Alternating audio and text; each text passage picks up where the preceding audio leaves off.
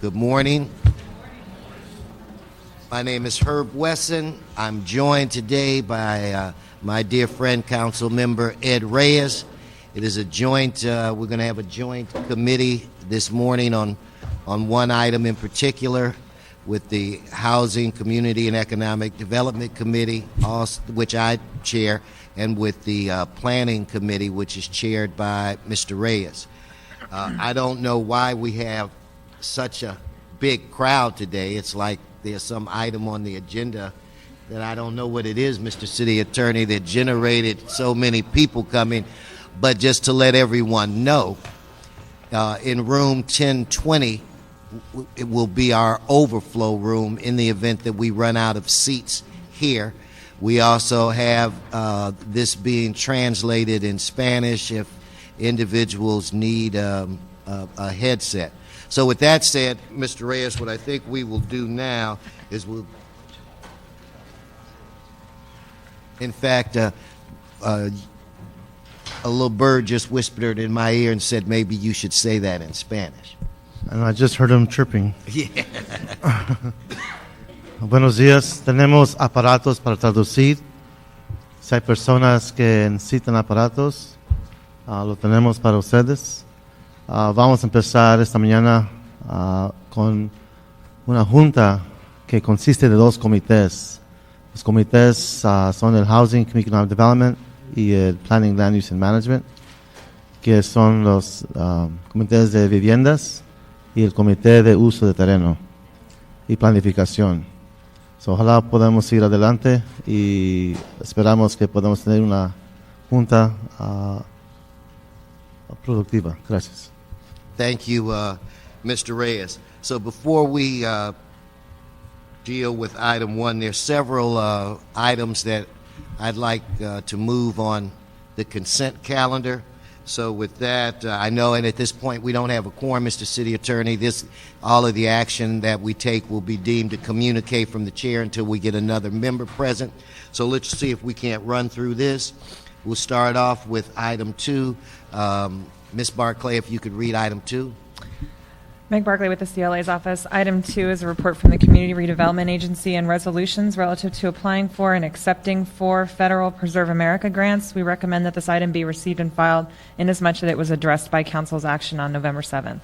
Well, since that's your recommendation, we will receive and file the CRA report on this matter. Item 3. Item 3 is a report from the CRA and the City Administrative Officer and a resolution relative to cooperation agreement between the CRA and the Los Angeles Police Department to purchase and install security cameras in and around Earthquake Disaster Assistance Project. Okay, item 3 will concur in the recommendations of the Public Safety Committee. That brings us to item 4. Item 4 is a report from the CRA and the CAO relative to agreements with the Related Development Finance Company to establish the Grand Avenue Pre-Development Revolving Loan Program for permanent supportive housing projects located within 5 miles of the Grand Avenue Mixed-Use Project. A technical amendment has been provided and will be, to clarify some language, will be provided to the clerk. Okay, then on item 4, we will adopt the CAO report with the technical amendment. We've just been joined by Council President Eric Garcetti, so we do have a quorum. I love what you did on the first 3. So Okay, so if we would apply him to the first 3, we're all right. The second and third, we haven't done the second and third. Yeah. The second and third. See, we got to keep him on his toes, and so far he's doing okay. Item 5. Item 5 is a report from the City Attorney and an ordinance of formation for the City of Los Angeles Community Taxing District Number 2, Grand Avenue Project. Okay, then we'll adopt the City Attorney's report, draft the ordinance. That brings us to item 6. Item 6 is a report from the CRA and the Chief Legislative Analyst and a resolution relative to amending the redevelopment plan for the Council District 9 corridors south of the Santa Monica Freeway Recovery Redevelopment Project area. Okay, then on item 6, we'll adopt the CLA report. Item 7. Item 7 are reports from the CRA and the CAO and a resolution relative to a loan agreement with the LTSC Community Development Corporation for the Menlo Family Housing Affordable Housing Project. Okay, on item 7, we'll adopt the CAO report. Item 8. Item 8 is a report from the CRA and the CLA and a loan agreement with the 505 Bonnie Bray Partners LP for the development of the Bonnie Bray Affordable Housing Apartment Project. Okay, item 8 will adopt the CLA report. Item 9. Item 9 are reports from the Los Angeles Housing Department and the CAO and a resolution relative to issuing tax-exempt multifamily housing revenue bonds for the Bonnie Bray Apartment Homes Project. A technical amendment has been provided by the CAO to correct the address of the project in the report. Okay, item 9 will adopt the CAO report. Let me see the baby. We have a baby, or is it somebody just moaning? Okay, item 10. I thought I heard a baby. Item 10 is I report like from- babies. Oh, there's a little woo-woo. Hey. Okay, item 10. Item 10 is a report from the LAHD and the CAO and a resolution relative to issuing tax-exempt multifamily housing revenue bonds for the Columbus Square Apartments project. Okay, item 10 will adopt the CAO report. That brings us to item 11. Item 11 is a motion Weiss-Rosendahl relative to developing a city parking lot as affordable senior housing development with the potential to increase the number of public parking spaces. Okay, who are the members on that, Ms. Barclay, on that motion? Council members Weiss and Rosendahl. Mr. City Clerk, are those two people a member of this committee? No, sir, they're not. Mr. City Attorney, they are not on this committee, but should I adopt their motion? What do you think? It's in your hands. The pressure, I think, as a matter of graciousness, this committee could extend that courtesy to them. Well, since Mr. Reyes is gracious and Mr. Garcetti is, I guess I'll take my attorney's recommendation and we will adopt the motion. That brings us to item 12. Item 12 is a motion Reyes-Perry relative to instructing the CRA to report with the status of all payments required of the Arena Company and the CRA as described in the settlement agreement in the case of the Coalition for Community Rights et al., the Community Redevelopment Agency et al. Okay, so now who introduced this motion? Council member Reyes. And is Mr. Reyes on this committee? Yes, sir. So what is your recommendation? You should adopt the motion. All right, Ed, I tell you, you're in good with the CLA's office. Okay, then we'll adopt the motion. Item 13, we will continue for 1 week. So without objection, these actions will be deemed, or these motions will be deemed approved. Okay, that brings us to item 1. No, before that, we have public comment. Today, we're going to, in order to try to keep things brief, we're going to reduce public comment to only 1 minute. So those of you try to condense your statement. So before we get to item 1, I'm going to ask Chuck, Tenant, and Noel Weiss to come forward. Chuck, you're first. No. You challenged, Chuck. Hey, I like you guys always rise to the challenge. So, That's right. There you go. That's positive expectation equals positive result. Chuck. Well, I'm going to change my thing today. Good morning, committee members. God bless the firemen for their incredible efforts in putting the recent wildfires out that hit Southern California, and in saving lives and in saving property. Law enforcement, firemen, public services, city, outlying areas, service organization, and even people came together. It shows us all what collective efforts and unity can do to resolve major problems we face. But they did it, and everyone came together to help. This city has several major problems that we face, mainly housing development, gang violence, enforcement of city laws, and traffic. They set an example of what this city can do and not what they can't do. They did the right thing. They took incredible action against and had a common goal, resolve the problem. The issue was not about lack of funds or services. It was about unity and collective efforts to protect the quality of life of all people. It's not about lack of funds. So what about LA? Can we solve our major problems instead of crying? The city has survived over 200 years. Thanks, Chuck. Mr. Weiss. Thank you, Councilmember Weston. Good morning, members.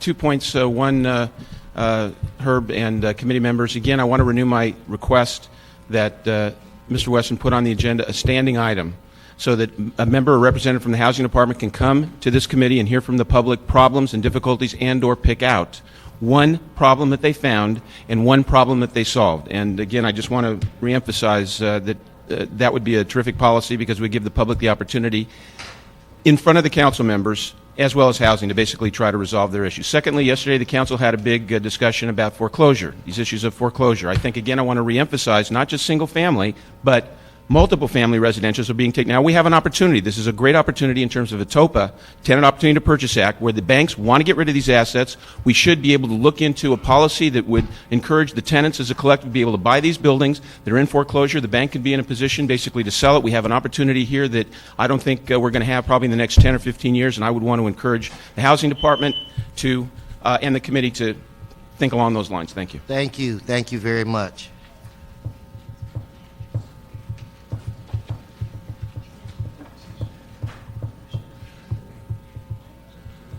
Okay. Ms. Barclay, is there any further or any more business that is on the HCED committee calendar? Item 1 is the only, But that's- HCD committee only, no. Because what I want to do is adjourn, since there are no other items on HCD, we'll adjourn that committee, and then we'll open the joint committee with to deal with item 1. So with that said, the HCD committee is adjourned, so let it be written, so let it be done. Mr. Reyes, I thought maybe we would just go straight to public comment. That's fine. That's good. Okay. So what I want to do is we're going to try to do this in less than a half hour, about a half hour. You can see I have a ton of cards. Again, everybody will be able to speak for 1 minute. With that said, the Miss, with the pretty little baby, are you? Do you have a card in to testify? Oh, because I was gonna. Whoever has babies gets to go first. So. Would you like to speak? Yeah. No, you got to have the baby with you. I can't. The guy's going to show me a picture. No, that doesn't count.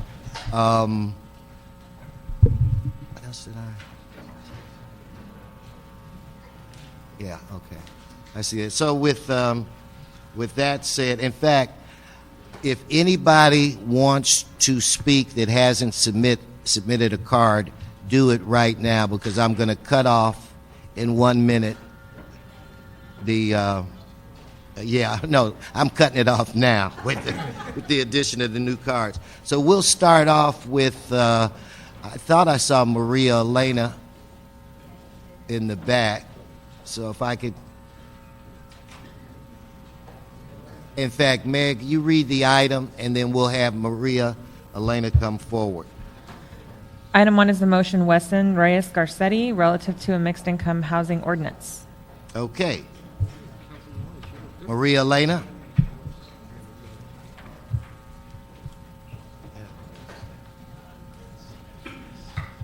And Grace Dernis, if you could make your way up as well. Good morning. Good morning. Good morning, members. My name is Maria Elena Duraso, Secretary Treasurer of the LA County Federation of Labor, and we represent hundreds of thousands of workers who are janitors, to teachers, to electricians, hotel workers, nurses, city workers, and home care workers. Our members are at all levels of income and work in every neighborhood of Los Angeles, from South LA to the West Valley to San Pedro, Pacoima, and Century City. And our members throughout Los Angeles are having a very tough time finding homes that they can afford in the city of LA. The average union wage is $41,000 per year. Obviously, that means that those who make above it and those who make far below it. That's why the County Fed, through our executive board, unanimously, and our delegates, hundreds of delegates, endorsed the Housing LA, and why I am honorary co-chair of the campaign. So given the crisis that we face, we need to take bold action to address it. In a city that's homeless capital, we have the opportunity to pass a strong mixed income housing policy with a large set-aside as possible, and ensure that development in all parts of the city creates homes affordable to all the people who live and work here. So we urge the city to take the first step towards doing so by adopting the Housing LA draft instructions as part of the instructions for a mixed-income housing policy. Thank you. Thank you. Grace, and we've just been joined by Councilwoman Perry. Good morning. Thank you for allowing us to speak. I'm Grace Dernis. I'm the Executive Director of the Los Angeles Coalition to End Hunger and Homelessness. And we present the 40,000 plus people who are on our streets in Los Angeles who desperately need housing today. Furthermore, we are also working with those in situations where we want to prevent homelessness. And so we urge you to adopt the Housing LA mixed income housing. We are applauding your efforts at this. We would like to stress that we would request 30% AMI or below for at least 15% because of the desperate need that we have in the city right now. And so we thank you for your consideration of this, remembering that we really have a moral responsibility for these 40,000 plus people. So thank you very much. Thank you. Thank you.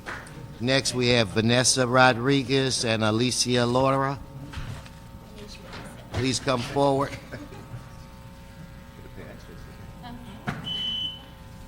But we have a delayed bell action going on here. Good morning. Good morning, council members. We recognize Vanessa Rodriguez, Los Angeles Chamber of Commerce. And as the Chamber of Commerce, we recognize that the lack of affordable workforce housing in the city hinders employers' ability to recruit and retain employees, making it very difficult for our business members to survive in this and compete in this global economy. And as such, we wanted to thank you for agreeing to include private sector representation on the technical advisory task force. We do appreciate that, and we look forward to working with you as we see this to fruition. Much like the SB 1818 debate, the Chamber supports incentives such as height and FAR increases near transit and major employment centers. We feel that would definitely help offset some additional costs associated with an inclusionary zoning ordinance. And additionally, in light of the housing element letter that was received by the city from the state yesterday, we would support an amendment here today to amend the housing element to include a constraint analysis of any mixed income ordinance going forward. Thank you. Good morning, members. My name is Alicia Lara, and I am the Vice President for Community Investment at United Way. I'll keep my comments today brief. I don't think that anyone can say that there isn't a housing crisis, nor do I think that anyone can say that we can continue the policies that we've pursued and work our way out of this in the same way. So we at United Way want to focus on the answers to the housing problem that we've got here in Los Angeles. We believe that the solution has to include all groups, and that you all have the ability to bring these groups together, be it labor, development interests, housing advocates, the business community, school districts, and yourselves. So we want to support a solution that draws all people together. We need concrete action. We're losing people in Los Angeles, as you know. More and more people are having to purchase in outlying areas and outside of the county. This creates tremendous quality of life issues. Most recently, the LA Business Council did a scorecard to show that this was problematic. We support a smart and effective mixed income housing policy. So thank you very much. Thank you very much. Holly Schroeder and Deanna. Yes, thank you. Good morning, council members. Holly Schroeder with the Building Industry Association.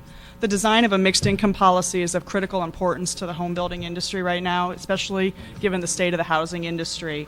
We are in the worst housing economy in memory. Just this morning, the Commerce Department announced that housing starts are at the lowest in recorded history. So it's critical that a policy that is designed is going to facilitate production. We need to produce, according to the housing element that was approved yesterday, over 20,000 units a year. We're going to produce half of that this year if we're lucky. And so it's really important that, as indicated in that letter from the state in approving the housing element, that the policy that is designed does not further constrain housing production. The BIA has a wide range of members with a lot of expertise, and given the uncertainty and the turmoil in the housing and financial markets, it's very important that you're calling upon all of those resources. I was pleased to see that you've added someone from the financial sector to the task force that you're looking at. I firmly believe that the world is going to look different when all of this settles, and we need to design for that. Thank you. Thank you very much. Good morning. Good morning. My name is Dina Eigelsrud, and I'm an executive board member of the California Democratic Party from the 47th Assembly District. I'm also a delegate for the Los Angeles County Democratic Party and a constituent of yours, Councilman Wesson. Mm-hmm. And I just wanted I to let... I can't even pronounce your last name. That's bad, Councilman. And I just wanted to let all of you know that on October 14th, the Los Angeles County Democratic Party, which represents millions of Democrats in Los Angeles County, unanimously passed a resolution supporting a mandate to build housing for the homeless and very low-income residents of Los Angeles, including at least 20% of housing creation for those making 30% of the AMI and below. So we wanted you to please take this into consideration as you write your mixed income ordinance, and I brought some copies of the resolution for your staff members. Thanks. Thank you. Okay, Mr. City Clerk, stay awake over there now. Elizabeth Blaney and Tom Walsh.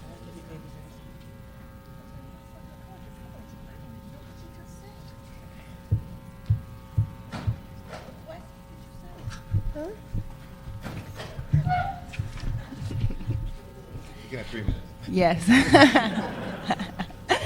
Hi, my name is Elizabeth Blaney, and I'm Director of Unión de Vecinos. And basically, I just wanted to say that in any mixed income ordinance that is written, to make sure that we do include housing for 30% AMI and below, and that we also incorporate some type of right of return for those residents who may have to be pushed out when there are developments that are being torn down. In our community in Boyle Heights, where I work, we've lost 1,200 units of affordable housing, and there was no right of return policy, and so a lot of those tenants were relocated to other parts of Los Angeles and weren't able to come back to our community. And maintaining those community networks is something that's very, very important to our community. We are facing a lot of gentrification with over $2 billion of public money coming to our community, and we just want to make sure that those tenants are protected. Thank you. No, before you go, would you introduce your guests? This is my daughter Ischel and my son Akustal. Okay, thank you, Tom. Good to see you. Thank you. Good morning. I'm the president of Unite Here Local 11, representing over 20,000 hotel and food service workers in Los Angeles and Orange counties. And I'm also a member of the Honorary Committee of Housing LA. And on behalf of Local 11 members, I urge you to pass a strong mixed income housing policy. Our members have always had to travel across town to Westwood and Bel Air and other parts of the city that they can't afford to live in. But over the past 6 years, I've witnessed firsthand how hundreds of our members now can't even afford to live in parts of downtown Los Angeles. Right across from our Union Hall, hundreds of older apartment buildings where many of our members have historically lived have been torn down and replaced with housing that they can't afford to live in. In fact, during the last few years, housing issues have been the #1 reason why our members have had to use our union's legal plan. So we know the city has taken some steps to preserve rent-controlled apartments in some situations, but we urge the city to do more. As part of a mixed-income housing policy and as part of this policy, it's important to help our members. Thank you. Veronica Becker and Larry Gross.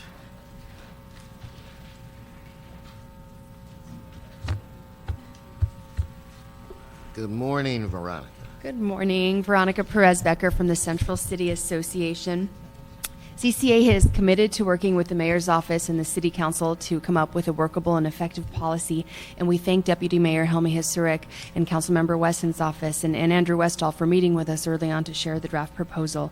We applaud the city's efforts to increase housing production at all income levels, particularly workforce housing, but we would like to underscore the importance of incentives to offset the costs, and we believe inclusionary zoning can only work with the right incentives, especially in this rough economy. We do not want to disincentivize investment in our city.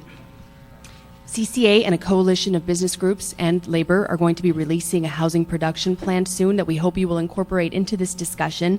And it takes a community-based approach to increasing housing production. We recommend something called a housing production incentive overlay zone, where communities will have a say in citing the affordable housing and get incentives for accepting increased density in their neighborhoods. We look forward to working with you. Thank you. Thank you. Larry? Larry Gross, Coalition for Economic Survival, a Housing LA member. We fully support mixed-income housing, but feel there's glaring omissions in the motion before you. With a heavy emphasis on workforce housing, it's too light on affordable housing and almost ignores preservation except for affordable housing covenants and Section 8 units.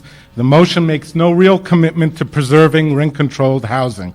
The city's greatest affordable housing resource is more than 600,000 rent-controlled units, which, if lost, cannot be replaced. Without an ordinance with a true commitment to protecting rent-controlled units, we are looking at an affordable housing policy doomed to failure. We urge you to avoid this mistake and that you develop a housing policy that both encourages mixed-income housing production as well as preserving all of our affordable housing units. We urge you to support the Housing LA proposal. Thank you. Thank you, Larry. Tara Bannister and Desmond Murray.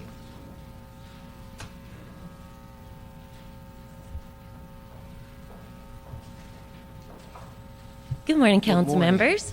Tara Bannister, Executive Director of the California Apartment Association. I live and work here in Los Angeles, and I am going to agree with something Larry Gross says, because I'm here to talk to you about preserving low-income housing in current buildings that already exist.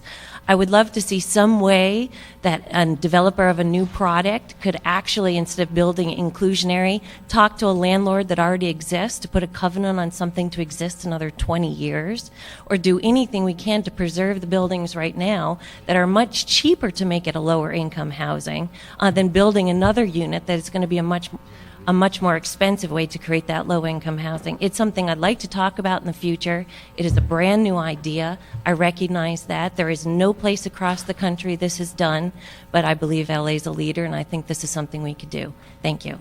Thank you. Yes, sir. Good morning. My name is Desi Murray. I'm here representing the California Nurses Association, and here also as a member of the Housing LA Committee. The CNA have 80,000 members in California and 10,000 members in Los Angeles County. Housing is a major problem for our nurses, our membership. We find we have many nurses who work in LA but can't afford to live here, particularly young nurses. We have members who live in Chino and outlying areas who travel 60, 70 miles to work in Los Angeles. They pass 3 hospitals on their way to work in Los Angeles, and many are asking why come to Los Angeles to work when they pass hospitals on their way here. So we have a shortage of nurses, and this is compounded by a shortage of affordable houses within, say, Los Angeles. This situation is not sustainable for our nurses, for our hospitals, for the social fabric of our society, or indeed for our environment. The CNA want to thank you for moving forward the mixed policy on mixed income houses, but we urge you to make the policy strong enough that makes an impact when the situation improves. We also urge you to make the policy one that increases housing opportunity across the whole of the city, because we need social cohesion across the city. Thank you for the opportunity. Thank you. And I love your voice and your hair. I wish I could let you speak longer. I really enjoyed it. I just enjoyed it. Sister Karen and Chuck, you got me again. I'm up now? No, you're after Sister. Maybe she'll get his name. And Mr. City Clerk, based on the relationship that Sister Karen has with her boss, let's take it easy on the clock. I'll go quickly. I'll take the minute. Good morning. My name is Sister Karen. I'm a parish life director of an inner city parish of 1,700 families and a leader in LA Voice. Councilman Wesson, Reyes, Perry, Guizar, Garcetti, I want to thank you all for signing the LA Voice pledge. I'm sorry, Cardenas. Calm down, Mr. President. Calm down, Mr. President. This is my committee. For signing the LA Voice pledge. And Councilman Wesson and Reyes I want to thank you for making good on the pledge by all of the work that you do, but also by bringing this motion forward now. It's critical that this mixed income policy include new homes for the people with the fewest housing opportunities among us, people with extremely low incomes. People in our community that we need to include are seniors and disabled people receiving SSI, whose annual income is just over $10,000. Minimum wage workers who work 32 hours a week, whose annual income is about $13,000. And of course, the 40,000 Angelenos who live on the streets, in the parks, in cars, and in shelters. I urge you to remember our friends, our neighbors, our co-workers who were left behind in the last building boom, and to craft a strong citywide mixed income policy to guide development over the next 20 years. And thank you very much. Thank you, sister, and it's good to see you again. Chuck? Chuck Tenant, committee members, affordable housing policy should include everyone. Your ordinance does not include lower classes of people. Do they not count? And what about the lower classes of people and their quality of life? Middle class is $60,000 to $120,000. Not everyone makes $60,000 a year. Do teachers, law enforcement, firemen earn $60 a year, or is this a special class issue? Recent condo purchases incentives that gave 10% was for teachers, law enforcement, and firemen, not middle class or lower class. Please define middle income. Is that mixed income? Is that middle class, teachers, law enforcement, firemen? What about the inclusion and equality and quality of life for the people that earn under $60,000, that need a mixed income housing policy with affordable housing? Thank you. Thank you, Chuck. Next, we have Noel Weiss and Molly Reisman. Committee members, good morning. I think, again, this is going to be a tremendous challenge for the City Council because in the last 7 or 8 years, you really haven't debated a housing policy and you really haven't debated a transportation policy. And hopefully this ordinance will facilitate that kind of debate and discussion. With regard to the specifics, what I want to offer for your consideration is a means by which effectively I think you could bring the city together by creating what amounts to an opt-out of the SB 1818 situation and having this inclusionary zoning ordinance as part of giving basically developers an opportunity to basically opt out. And I think that to the extent that state legislation is needed to effectuate that, you ought to basically move in that direction too. That'll make it politically viable and it'll make it workable and make it a little bit easier to accomplish the objective. Lastly, relative to, I think this also leads to the issue of zoning, social zoning, the idea of incorporating into the zoning not just design and improvement standards, but also social values that the community has, and that your efforts to try to reconcile those values is your challenge. Thank you. Come over. Thank you, Noel. Good morning, committee members. Molly Reisman with Skid Row Housing Trust. I'm actually here this morning as a former neighborhood council member, and we've submitted a letter which we just passed out that's on behalf of a group of former and current neighborhood council members to register our support for a strong mixed income policy for Los Angeles. The neighborhood council members submitting this letter represent diverse communities from every corner of Los Angeles, and I think we have a constituent from everyone here today signing this letter. And I'll just read one sentence from the letter.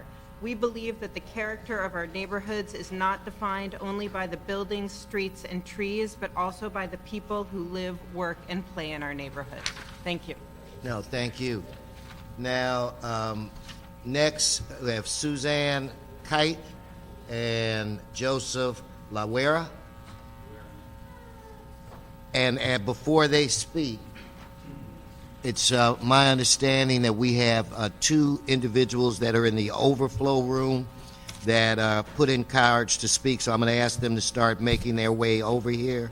That's Maria Tejeda and Roxana Tynan. If you guys could please walk your way over here. Good morning. Good morning. My name is Suzanne Kite, and I am here representing a portion of the 40,000 homeless people here in LA. And I'm here to really let you know that we all have preconceived ideas as to what the homeless people look like or act like. Yes, there are a lot of people who have mental disorders and a lot of people who are drug or alcohol abusers, but they are far from the only homeless people. I am homeless, and there are many more like me who are intelligent and well-educated professional people who, through circumstances beyond our control, have ended up in a bad situation. So I would really like to stress that you give a lot of consideration to this proposal for 30% and below AMI, and especially focus on the fact that there are homeless people who are just like you, each of you. I was one of you not too long ago. Thank you. Thank you. Good morning. Good morning. My name is Joseph Luera. I've been a member of this community for 6 years in the Skid Row area. And I just like to stress the importance of this mixed income policy as you get prepared to enact it, that you keep in mind the families that are starting to show up on Skid Row. There's a lot of them showing up, and I think it's important that we preserve what we have, and that as you enact this policy that you also add more, so that these people don't have to be on the streets anymore. It's sad when I take a walk and I do see the kids on the streets out there, you know. And, I think it's very important that as you enact this policy and write it up, that you keep in mind that, you know, there's families, and that one day, and, you know, I don't wish this on anybody, but anybody can be out there on the streets. And I think it's important, you know, that as a member of this community that, you know, I'm able to come up here and speak my piece. And I hope and pray that you enact a policy that will benefit all. Thank you for coming. Thank both of you for coming. Mi nombre es María Esther Tejada. Yo vivo en Pico Junior y estamos muy preocupados porque allí quieren destruir los edificios. My name is Maria Tejada. I live in Pico Union. I'm very worried because they're planning on demolishing the buildings there. Que toda esa área la quieren modificar. They want to modify that whole area.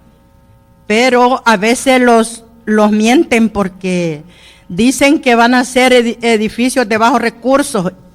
But sometimes they lie to us. They tell us that they're going to construct or convert buildings for low-income residents. Y cuando uno va a buscar, le piden una cantidad que uno no alcanza a pagar. And when one goes and inquires about renting that property, they ask you to pay a very high amount, an amount that we are not able to pay. Porque están construyendo edificios de condominios y esos condominios nosotros no los alcanzamos a pagar. Because the buildings that they're using, they're converting it to condominiums, and we're not able to purchase or pay for those condominiums. Por eso, nosotros luchamos para que los edificios que están ya viejos, que los remodelen y que vivamos siempre ahí. That's why we fight, so that the buildings that are old and dilapidated, for them to be remodeled, so that we can continue living there for a long time. Necesitamos que los reparen y que no los destruyan, porque ¿para dónde los vamos a ir? We need those buildings to be repaired and to be remodeled, because if they're destroyed, where will we go? Por ejemplo, yo agarro de disability menos de 600 y donde vivo pago más de 600. For example, I receive disability benefits less than $600, and what I pay where I live is over $600. Tengo que convivir con otras personas que uno no las conoce y eso es muy peligroso. I have to share my apartment with roommates that oftentimes are strangers to me, and that can result in a very dangerous situation. Por eso le pedimos a ustedes que nosotros, así como ustedes vienen a pedir el voto, somos ciudadanas, tenemos que vivir en buenas condiciones. That's why we ask you for your support, because just like you ask for our vote, we ask you to support us because we all have to live in good Queremos conditions. que ustedes se preocupen por la comunidad. And please worry and have the community's issues in mind. Gracias. Thank you. Thank you. Thank you. Hi. My name's Roxana Tynan. I'm from the LA Alliance for a New Economy, and here speaking on behalf of Housing LA. I want to thank the council members for your leadership on this issue. And I want to ask the members of the Housing LA coalition to stand up, and also the folks, there are about 50 people in the overflow room, which is great. Just shows how much people care about a policy. They really want to see the 4 things you guys have embraced around having a policy that's citywide, having a policy that meets the scale of the problem and the crisis out there, having a policy that preserves existing affordable housing, and a policy that really addresses all ranges of the income spectrum, people from all walks of life, including the folks who are really struggling at the lowest end of the spectrum. I want to hand two things to the city clerk here, some specific requests from Housing LA around the policy getting drafted as it moves forward, and also in relation to the technical advisory task force. We're really hoping that we can get somebody on that task force who has extensive experience with the finances of affordable housing, and we have some names here that I'm going to give to the clerk. Thank you. Thank you. Now, when Maria spoke, she inspired the members of the audience to applaud. I have no problems with you applauding, but you also have to applaud for Mr. Reyes too. I mean, that's the only way. That's the only way this is going to work. Thank you, Herb. It makes me feel really good.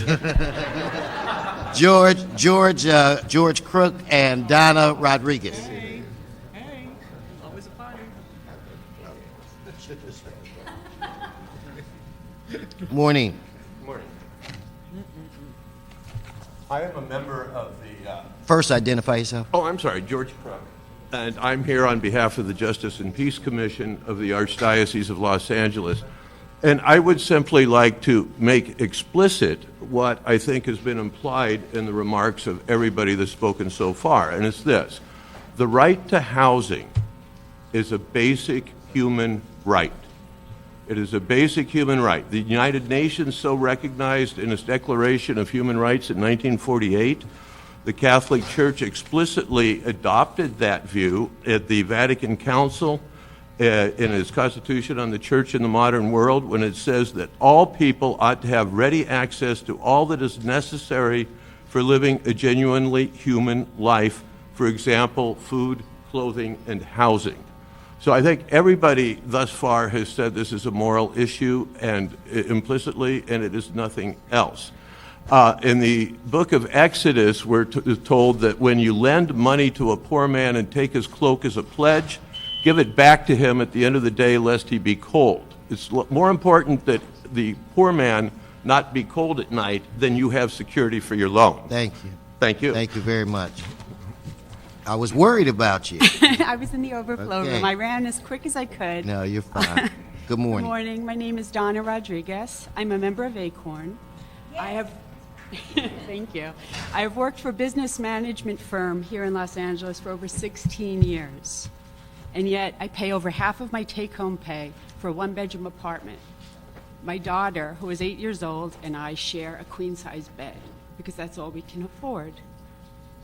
I have a middle-class job, but my salary won't let me have a middle-class life. And many people I know who have jobs are in the same situation.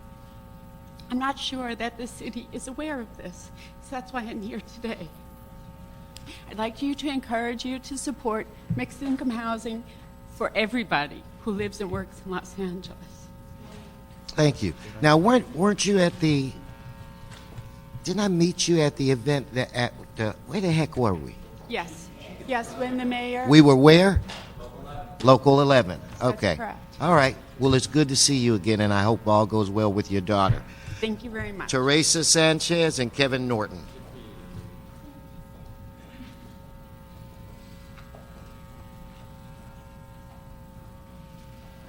Teresa. Mr. Wesson. Good morning. Good morning, and good morning, all council members. My name is Teresa Sanchez, and I'm with SEIU Local 721. And you know why we're here, right? I've worked with all of you in each of your committees over many years on workforce and economic development and trying to figure out how we can improve conditions in our city for all of our working families. Local 721 represents the city workers that work for you, and you know who they are. and they work and serve all of your constituents. Many of them are middle income, far too many of them are low income, but very, very few of them can comfortably afford to live in the city of Los Angeles, and that's why we need a mixed income housing ordinance. Another reason we need it is that we've talked a lot recently about the need for economic stimulus. We're in the worst economic crisis of most of our lifetimes, and one of the things that this type of an ordinance would do would be to promote that kind of economic stimulus locally. If people can afford to live in the city, they can afford to patronize our retail businesses, and they can help grow and revitalize the heart of the city of Los Angeles. Thank you. Kevin? My name is Kevin Norton. I represent IBEW Local 11, the electricians union, and we work in the construction industry, so certainly any proposal that would affect our industry negatively, we would definitely take a position against it. I do not feel that this policy would do that, and there's certainly a housing crisis. Our members can't afford to live in the city of Los Angeles. They live in the Inland Empire. As soon as they get enough money to buy a house, they never get enough money to buy a house in the city of LA, and they end up buying it in the Inland Empire, and we need to put the money back in the community. We need to have affordable housing for all people that live in the city and work in the city, and rents are just astronomical. Just regular working people are being squeezed incredibly hard, and the working poor even more so. So to me, it's a great policy, and we need to move in the direction to look out for the people that live and work in the city, and the city has to work for everybody, not just the wealthy developers. Thanks. Thank you. Thank you both. I don't see him. Is Mike Garcia? Well, so let's go with Robert Smith.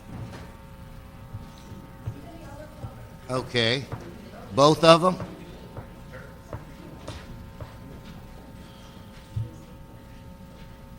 Ann Sewell.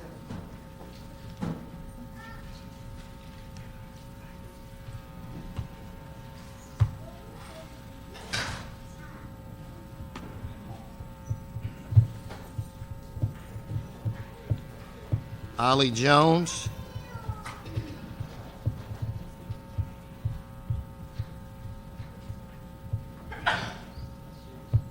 Please sit down. You go first. You got here first. You go first. Good morning. My name is Ollie Jones. I'm a member of the Holiday Tenant Action Committee and Power. I'm here today to talk about housing. We need a mandatory citywide mixed income housing ordinance that we can depend on. Where I live, there are 246 units low income housing. The owner wants to do a condo conversion. That would put 246 families on the street. Even if you have a high bill position of new affordable housing, like 20% condo conversion, would leave 200 families without homes. But if he has to place all the affordable housing he take away, the 246 families of Holiday Venice would be safe. In the last decade, the West Side lost 4,000 rent controls apartment. Holiday Venice is the only affordable housing left. We need, in the next Senate, we can't afford to lose not one affordable unit. The mixed income housing is needed to be mandatory throughout West Side to preserve affordable housing that already exists. Thank you, Ms. Jones. Rob? Yeah, Robert Smith with the Painters and Allied Trades. Over 11,000 members here in Los Angeles area. Many of them are driving or still living at home in their parents' garages, etc. But I'll start off by, I will clap for Councilman Reyes. I had speaking points, but I want to go real quick story. I have a 15-year-old daughter, and where I live, cul-de-sac, Van Nuys, apartment buildings around. So she took a school project of counting the families, the amount of families per apartment up and down where I live, and we had an average of between 2 and 3, and sometimes 4 families in an apartment. And one of the things that her and 2 other girls from their school were looking at was the homework with the kids. You've got 2-3 women fighting over who's cooking whatever. You've got the kids in front of a television trying to do homework. Imagine that scenario. How, the thing is, this city, we've addressed schools, we're building schools. We're trying to address underemployment. And one thing we've been behind for years and years, and this city we should lead. Thank you, is housing. Thank you. Housing. Thank you. Okay, now. Thank you, Bon Bon. I don't see you, but I hear you. I hear Bon Bon. You should have Bon All Bon right. stand up. Yeah. I got Bon, one. where are you? I Where got are you? one eye on you. There I she know. is. I know. Hey, Bon Bon. Again, Ann Sewell. Amen. Ann Sewell. Okay, let's try Jaime Zeladon and William Delvac. What the hell? What's that? And I still have a call out for Ann Sewell or Sewell. Okay. Good morning. Good morning. Buenos días, concejal Watson, Reyes, Eric Garceri. Mi nombre es Jaime Celedón, vivo en el 11734 y medio Allen Street, Los Ángeles, California. Soy líder de Power.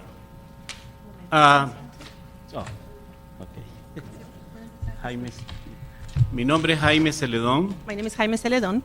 Y vivo en el 11734 y medio Allen Street, Los Ángeles, California. And I live at 11734.5 Allen Street in Los Angeles, California. Soy líder de Power. I'm a leader of Power. Yo no tengo ningún comentario. Más que todo, quiero hacer la pregunta al comité de Reyes, señor Wesson y Eric Garceri. I don't have a particular question, but or a comment. I would like to ask a question to Councilman Reyes and Councilman Wesson. Lo que quiero saber es, quiero una respuesta de ustedes, del comité, de cuáles son las metas de este comité en la creación de una póliza.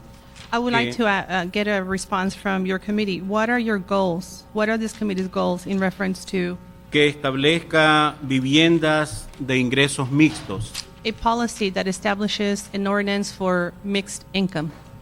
Lo voy a decir en inglés también porque quiero que me entiendan, aunque mi inglés es un poco mochado, pero I'm going to say it in English what and those are kind of your English, goals but I hope you understand. for this policy?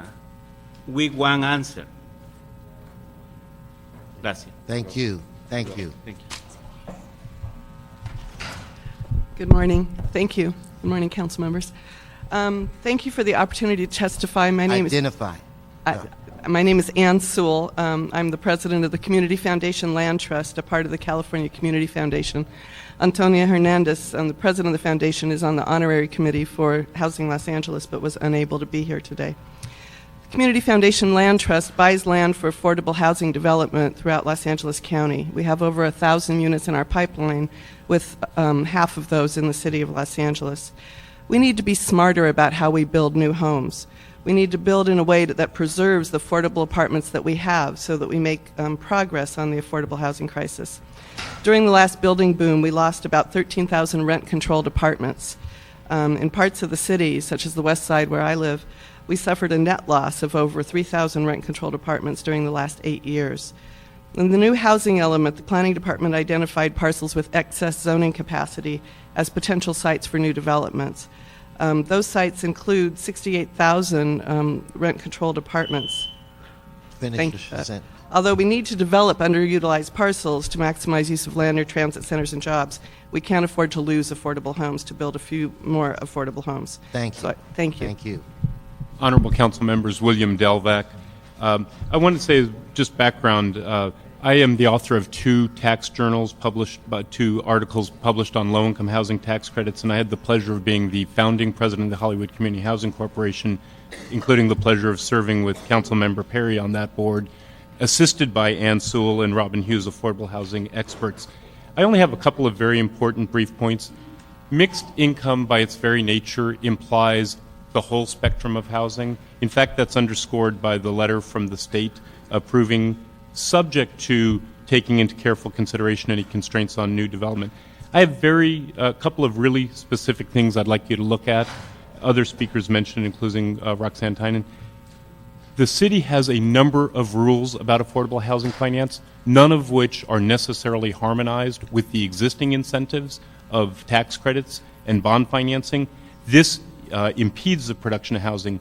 Secondly, I think it's critically important that there be good transition rules, because the affordable housing policy will work when the property owners have to take it into account. If developers in midstream of housing projects now have to bear this burden that is not reflected in the land cost, housing production for those projects will cease, or at least be impaired. So I would urge consistent, clear transition rules and harmonization with other financial incentives, including the addition of a regulatory incentive. Thank you. Thank you. Bilal Ali, Rosita Garcia. Good morning. Good morning. Good to see you again. Good to see you. First of all, I'd like to acknowledge that we have over 50 folks that came down today with us in the overflow room. A lot of them have taken off a day's work and losing a day's pay. I respectfully request sometime if you all can go over there and acknowledge them. Okay. We're here to talk about the mixed income motion. And on behalf of LA CAN, SAGE, Power, we would like to state that any smart mixed income ordinance should include a very, very strong preservation element. We need a mixed income housing ordinance that reflects those mostly in need of affordable housing. Most of our members make under $25,000 a year and can't afford decent affordable housing as it stands, and are at threat of losing their affordable housing that they reside in currently. We need a mixed income housing ordinance that includes one-for-one, like-for-like preservation of existing affordable housing units, and we need a mixed income policy that protects rent control units from being destroyed or converted. As I said, any smart mixed income housing ordinance should include a very strong element. And can I get the acknowledgement of the overflow room, that the folks are in the overflow room from this committee? Mr. Ali, Mr. Garcetti and Ms. Perry didn't just leave in the middle of your speech. They left to go to the overflow room, so we're a step ahead of you, and I appreciate your request. And we would also like your esteemed presence also, Mr. Weston, and yours also, Reyes. See, I got to chair the meeting. Okay. I will chair the meeting until you come back. I got to chair. Councilman Weston, if you like, I can hold. Huh?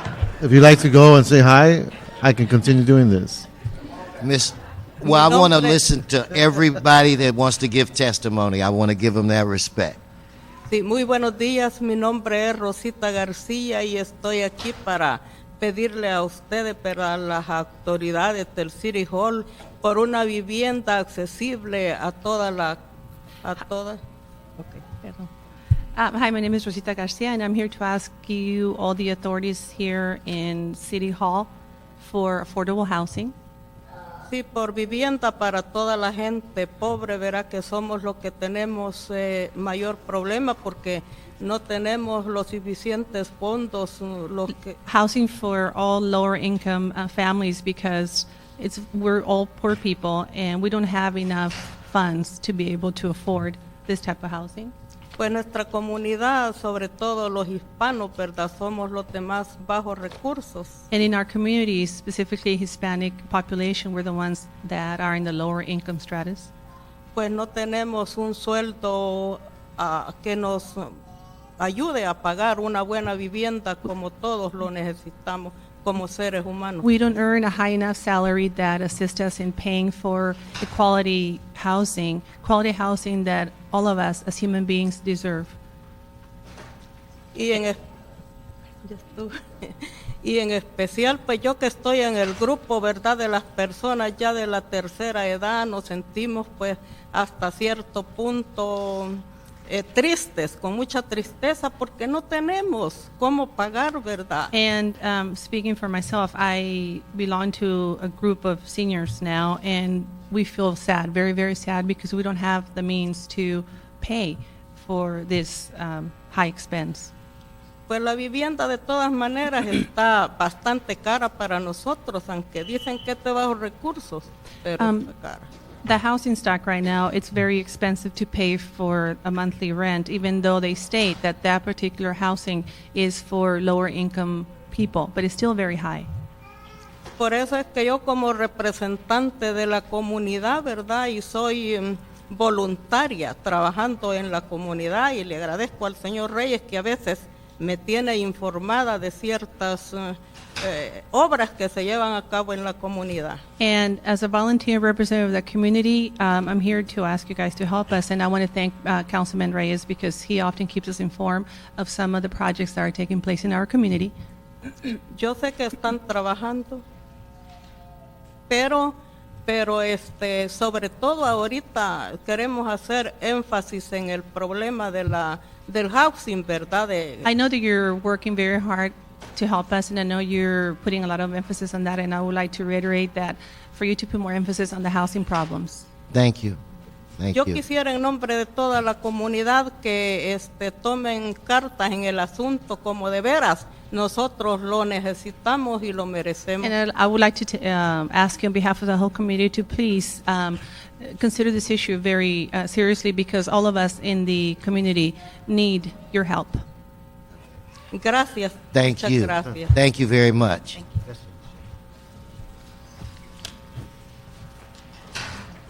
Okay.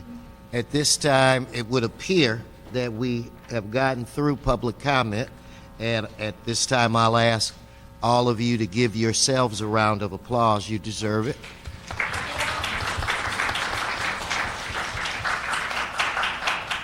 And maybe...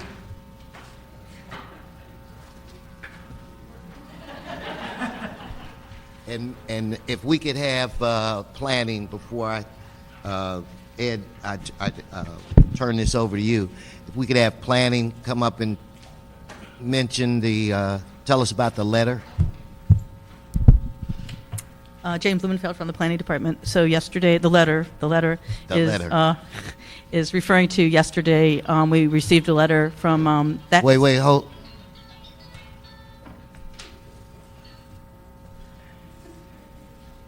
Okay.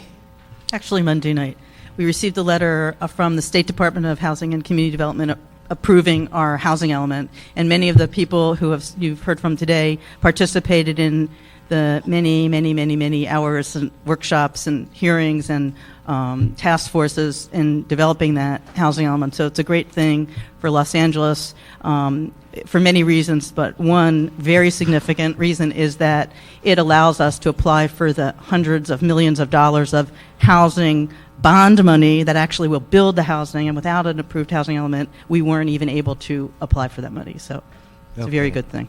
Thank you. And I want to say to everybody that took the time to come here today, those that took off from work, to let you know how much we really appreciate you doing that and providing us with what I thought was, excellent testimony, if that's what you want to call it. To speak for myself and for some of my colleagues, I can assure you that we view this as a very, very serious issue and a very challenging issue. But just because it's challenging, that doesn't mean we can turn our back on it, and that we are not going to do.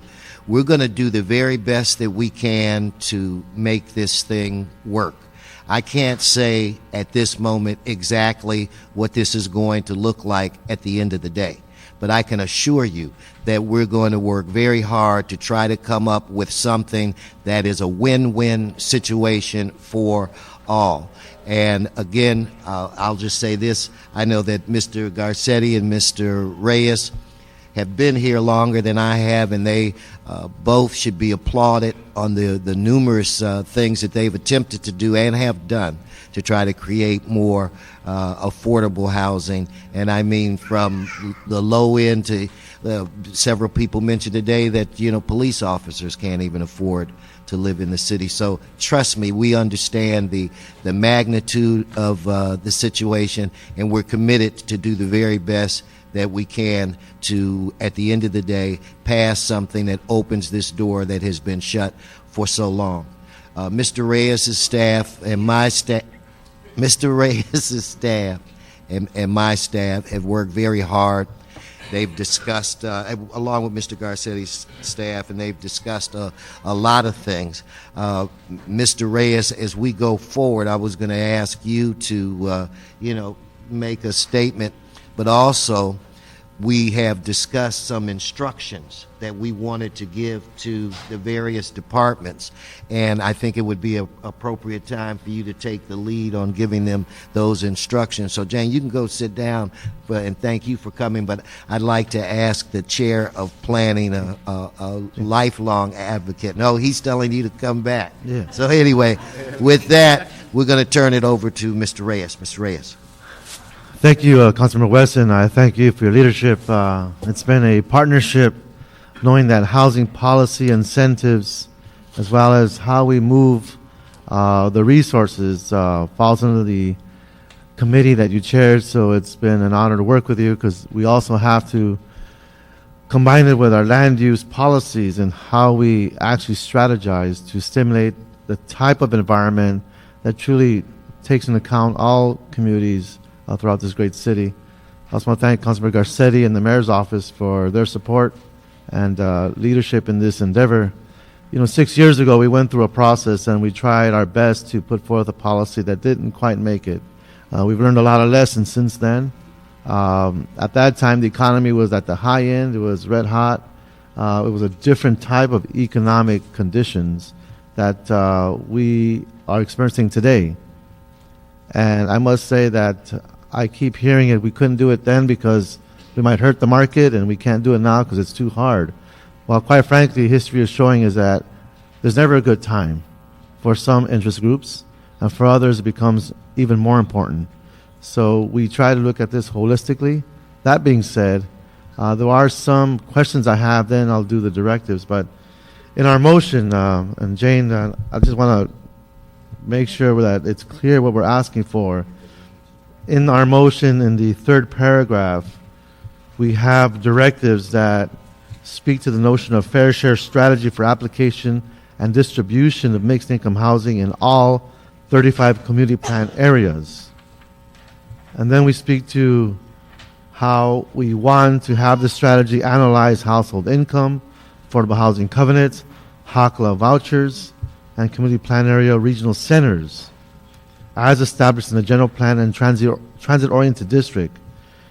There's the phrase and other current applicable housing strategies. What I feel is left out is transportation corridors. The last time we went at this discussion, the notion of a transportation corridor was never defined. As we look at the city-wide strategy, if we stick with what we see in transit-oriented districts, most of them are confined to rail stations and rail lines. But we need to include busway systems so that the whole city is actually engaged in this process and not just certain sections. So that is a definition that we make sure we include, and we define transportation corridors so that when you get into the deliberation with the various task force efforts, that it's clear what we mean by transportation corridors. And that's something we'd like to get some feedback on.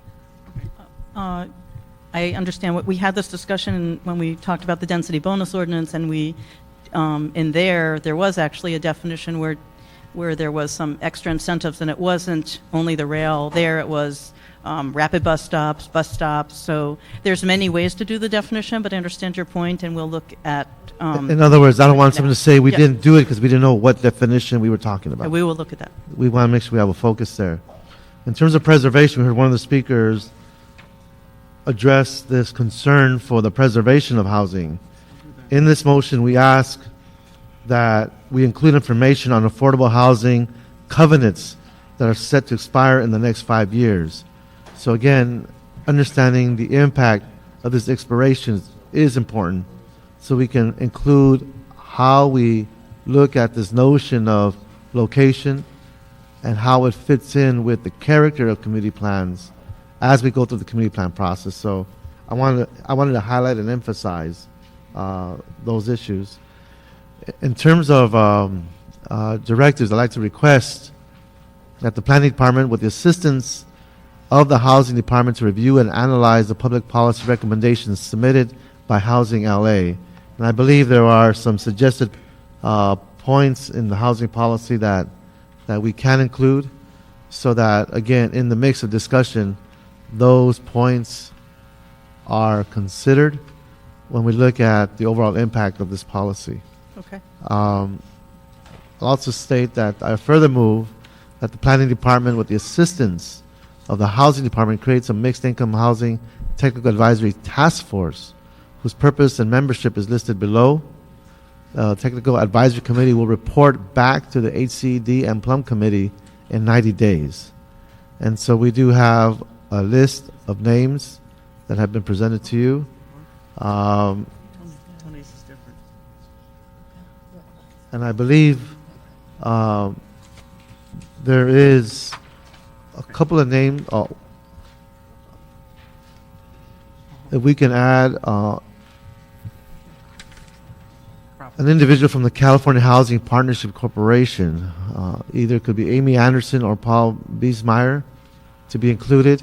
The reason why I'm sharing this with you is that this is a group that works on the maximization of the number of affordable homes in development. So that's their expertise, so that we can have that technical understanding and have that knowledge base within the mix of that discussion for the task force. Okay. Is that it? Yeah, that would be the. I want to make sure I got all my notes straight here. That covers the motion, the task force, includes the amendment for item 1, and the names. And again, I just want to thank the Planning Department and the Housing Department for their cooperative efforts. Thank you, Mr. Reyes. And while we're talking about amendments per Mr. Cardenas, I'd like to, or he'd like to have included this: instruct the Planning Department with the assistance of the Housing Department to consider the comments by the State of California on the housing element as the city drafts a mixed income housing policy. With that said, Ms. Perry. I had something he asked me to read. It's slightly different from what you just said. So I think I'll just read it into the record, and then they can reconcile it. Okay, you read it to the record. This is on behalf of Mr. Cardenas. I therefore move that the Planning Department, with the assistance of the Housing Department, report back in 90 days with an analysis of the potential impacts on the cost and supply of housing in order to ensure the requirement of a mixed income housing policy that does not act as a constraint on new development. And he therefore moves that the Planning Department prepare a proposed amendment to the housing element with analysis of potential impacts on the cost and supply of housing in order to ensure the requirement of a mixed income housing policy that, again, does not act as a constraint on new development. I'll give a copy of this to the clerk, and this is in response to a letter dated November 17, 2008 to Gail Goldberg, page 2, on the housing element. And he is referencing the first paragraph on the second page that begins, generally describes the city's intention to consider adopting a mixed income ordinance. Please be aware, if city adopts a mixed income ordinance, the element should be amended to evaluate the requirement for potential impacts on the cost and supply of housing and ensure that the requirement does not act as a constraint on new development.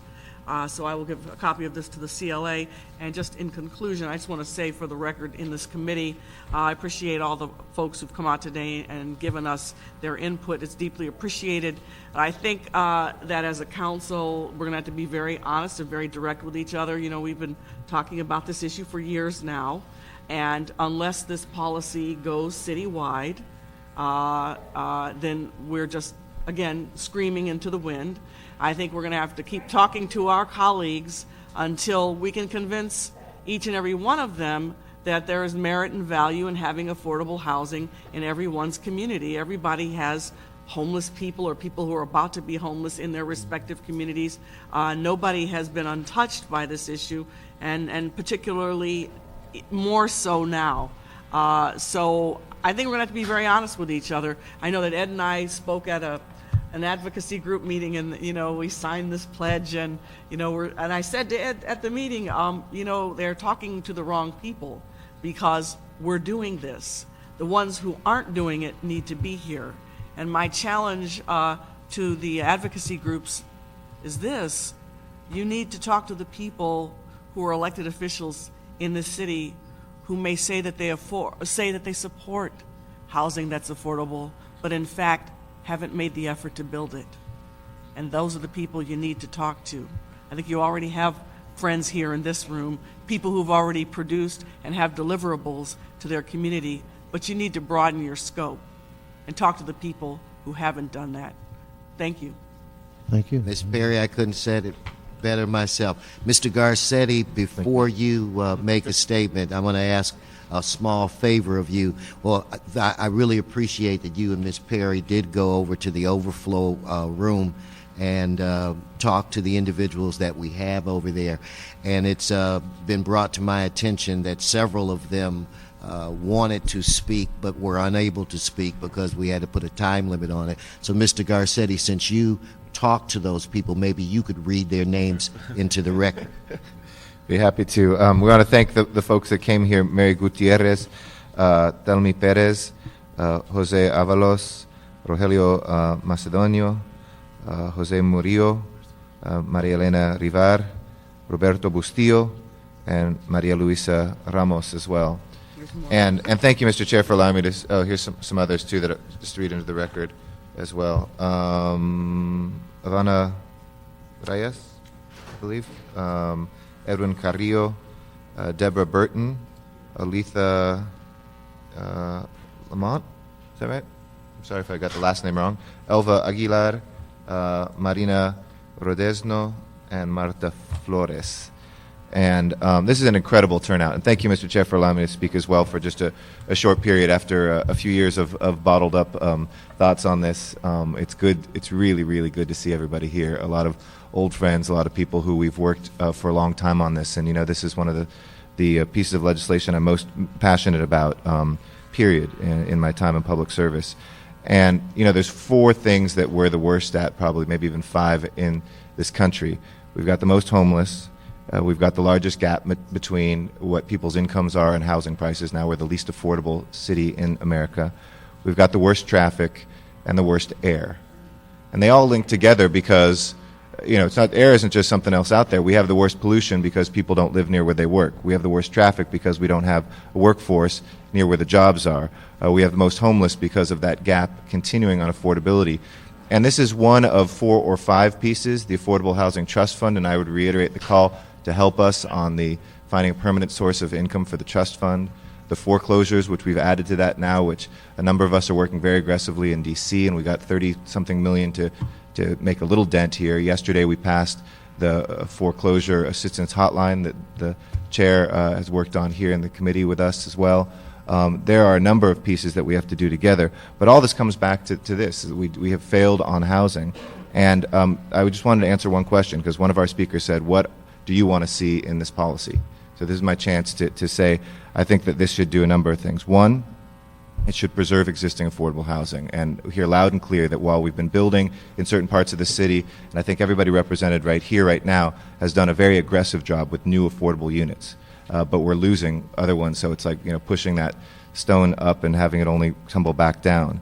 Second, it should have a real impact. It should really have numbers that result in something. Because if we're going to spend this much time and energy, as I've said before, once we do the calculations, a 10% policy results in the equivalent, probably, and this was when we were building a lot of units, of the equivalent of about $30 million in the trust fund. So in the trust fund, when we were looking at $100 million, that's a 3 times more impactful thing. So I want to make sure that we actually get some units out of this that make the time worth it, or else we should be directing our energy to a place where we get more units more quickly, though I don't think we have to do either or. Third, we should make sure that this hits a range of income levels. I think that has to be included, and I appreciate the points that were here because Ms. Perry always says it most eloquently, Mr. Reyes as well, equally eloquently. This has to be everywhere in the city, and it's so great to see our constituents here, and we appreciate that our constituents are here, but we need people from the Northwest San Fernando Valley. We need people from West Los Angeles, and I know there's some here from West Los Angeles. We need people from the other areas of town where there's actually money to be made on the housing, and where inclusionary zoning actually can sometimes pencil out better because there's so much profit made on each unit. It's tougher to make those profits in our districts, and so we're kind of squeezing more out of the stone. But A couple things that weren't on the Housing LA thing, I do believe that what Mr. Delvac said, we should synchronize with existing policies. There's 80-20 policies at the state that we don't have local policies that can help that stuff get done more aggressively, where we can have market rate stuff that also has 20% affordable. We need to make sure that this policy does be aware of federal and state policies and really synchronize those funding sources. And I do believe that we've always said it shouldn't discriminate against things that are in the pipeline. It should go from a point certain, because those will just crumble, especially in this housing market. And you know, that has to be a piece of it. It's the landowners that have seen incredible profits. We should have done this, 4 years ago. You know my feeling about that, because people in places like Hollywood, there's a plot of land that somebody bought for $800,000 that they sold for $35 million 20 years later. So if they had only sold it for $30 million, if they'd only sold it for $25 million, they still would have been okay. The developers who come in, though, are the ones paying that price and trying to pencil things out. So it's not always on the developers, it's really on those property owners. And it's unfortunate we're at a bad place in the economy now, but people are going to be losing those properties anyway. It's time for us, as our housing director says, to be benevolent scavengers. So with that, I really want to appreciate what the chairs have done here, Mr. Reyes and Mr. Wesson. Because we're all on the same committee, I can't be as directly involved with the discussions with them, because that constitutes a majority of our 5-member committee. But I know I've been meeting very aggressively with the advocates and will continue to, and to play a role, but really appreciate moving these forward with those principles as well. Thanks. Okay, Mr. Garcetti, before I turn it over to Mr. Reyes wants to make a comment. You said that Ms. Perry was eloquent. You said that Mr. Reyes was eloquent. Did you forget something? The chair's eloquence is well known throughout the world. So it goes without saying. And he's very pretty, as Ms. Perry said too. Thank you, Mr. President. Mr. Reyes. I think I'll go with handsome. Hey, I'll take it either way. Okay, all right. Jane, the community plan areas plays a pivotal role in the progress of the planning department's work. In its work program. When we do meet again, we also have a status of the community plan area's progress, so that we understand at least the notion of timing. If we're going to be looking at the citywide, we should understand what is the status of these community plan areas and have the director report that to us. Okay. Thank you. With that said, Mr. Reyes, and I know, Mr. President, we have to get started, but again, we've all worked very closely with the mayor's office. Helmy, did you want to say something on behalf of the mayor, since you've been here standing in the back for an hour and a half? This is Helmy from the mayor's office, so on the mayor's behalf, you may want to say a word. Yes, I just want to thank the council for your leadership on this issue, for your good comments. I think this was a good hearing, a great start to an important issue, and I'm just delighted to be here today with you and with all the people that have shown up. Thank you. Okay, then, without objection, we will amend the motion to include the Technical Advisory Committee. We'll also include the suggestions from Mr. Reyes and the request from Mr. Cardenas. Somehow you guys can reconcile what Ms. Perry gave you and what I gave you. And I guess, and then we were directing the departments back within 90 days. So without objection, that'll be the order. Is there any more business before this committee? No, sir. Then this committee's adjourned. Thank you all for coming. My various tags.